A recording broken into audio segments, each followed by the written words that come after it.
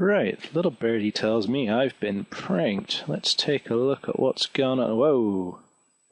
Whoa. Inconveniently, I spawned right on top of it. Oh my god, there's just fucking chests everywhere. Not chest signs, even. True, nervous, very deadly, nervous. I had been and am, but still why will you say that I am mad? The disease had sharpened my senses, not destroyed, not dulled them. Above all was the sense of hearing acute.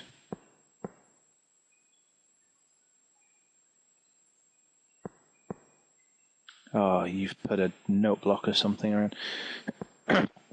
I heard all things in the heaven, and in the earth I heard things in hell. How then am I mad?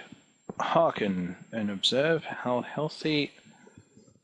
calmly I can tell you the whole story. Open last. Okay, I shall open that last. I shall respect your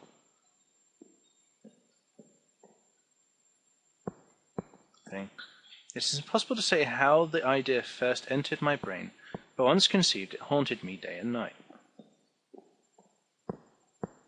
Object there none.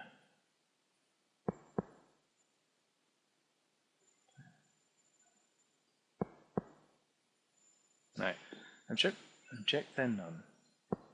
Passion there was none. Oh right, object then there was none. Passion there was none. I loved the old man. He had never wronged me. He had never given me insult. For his gold I had no desire. I think it was his eye. Yes, it was this. He had the eye of a vulture, a pale blue eye with a film over it. Whenever it fell upon me, my blood ran cold, and so by degrees, very gradually, I made up my mind to take the life of the old man, and thus rid myself of I forever. This is some mighty good English right here.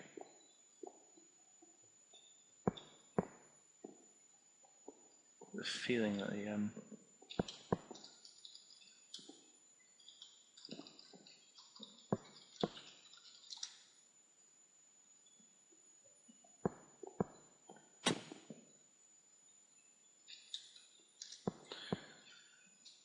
Now this is the point. You fancy me mad. Madmen know nothing. But you should have seen me. You should have... And reconnect. Seen how wisely I proceeded. With what caution, with what foresight, and with what dissimulation I went to work. I was never kinder to the old man during the whole week before I killed him. And every night, about midnight, I turned the latch of his door and opened it, oh so gently.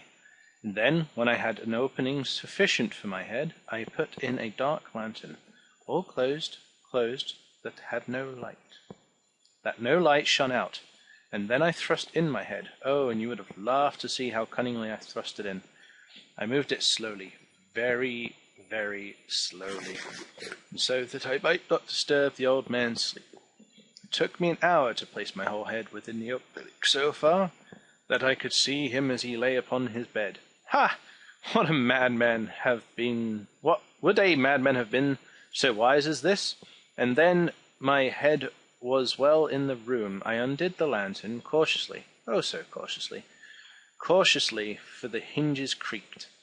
I undid it just so much that a single thin ray fell upon the vulture eye, and this I did for 7 long nights. Every night just at midnight, but I found the eye always closed, and so it was impossible to do the work. It was not for the old man. For it was not the old man who vexed me, but his evil eye, and every morning when the day broke, I went boldly into the chamber and spoke courageously to him, calling him by name, in a hearty tone, and inquiring how he passed the night. So you see, he would have been a very profound old man, indeed, to suspect that every night, just at 12, I looked in upon him while he slept. Upon the 8th night, it was more than usually cautious. I was more than usually cautious in opening the door. A watch's minute hand moves more quickly than mine did. Never before that night had I felt the extent of my own power, of my sagacity. I could scarcely contain my feelings of triumph. To think there I was, opening the door little by little, and he never even to dream of my secret deeds.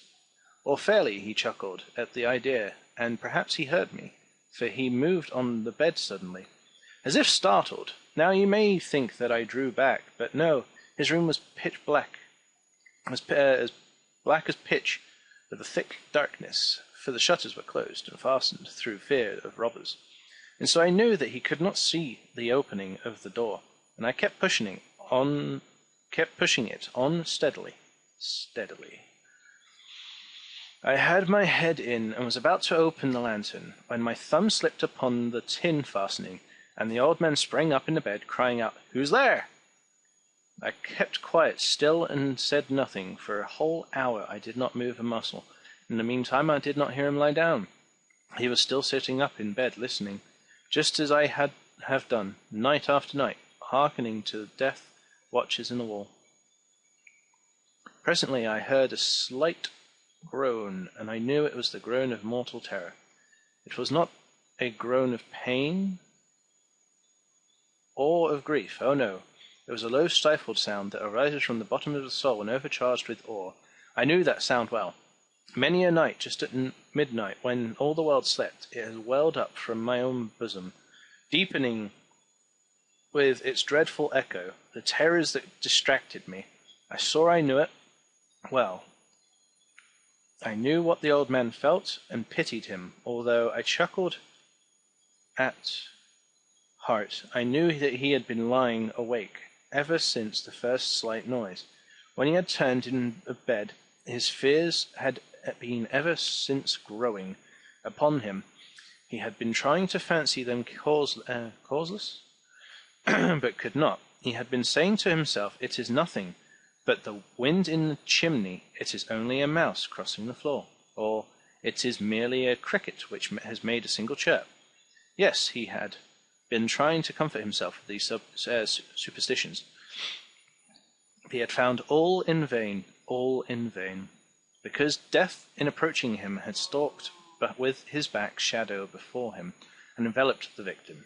It is a mournful influence of the unperceived shadow that caused him to feel, although he never saw nor heard, to feel the presence of my head within the room, and I waited for a long time, very patiently, without hearing him lie down.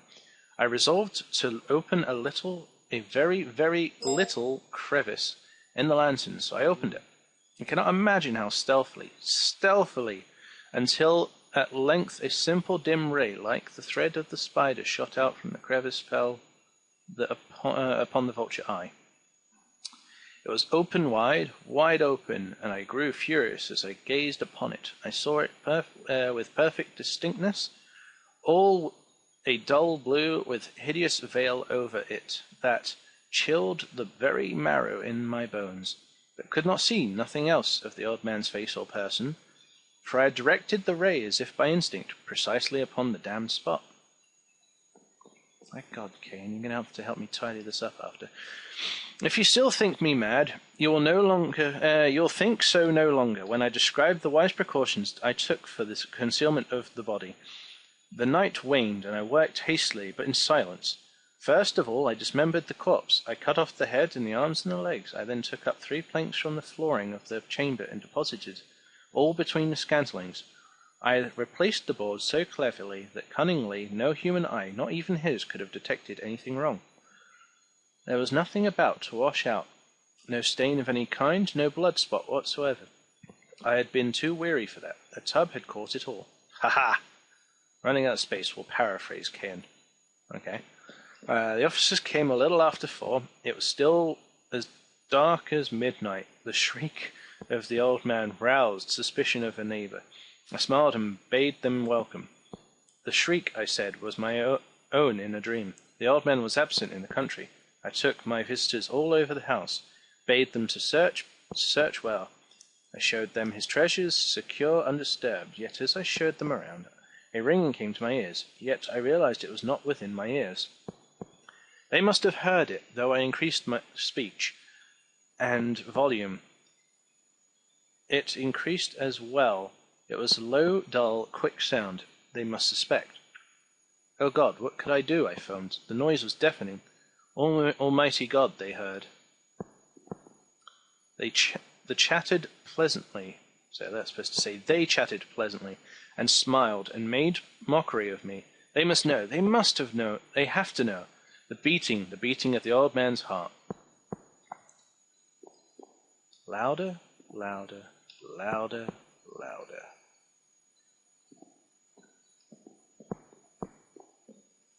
Villains, I shrieked, disassemble no more. I admit the deed. Tear up the planks. Here, here. It is the beating of his hideous heart. Edgar Allan Poe, the telltale heart. Why the hell have you hidden that fucking note block? Oh, there's a ladder climbing sound. I cannot say I have read that literature.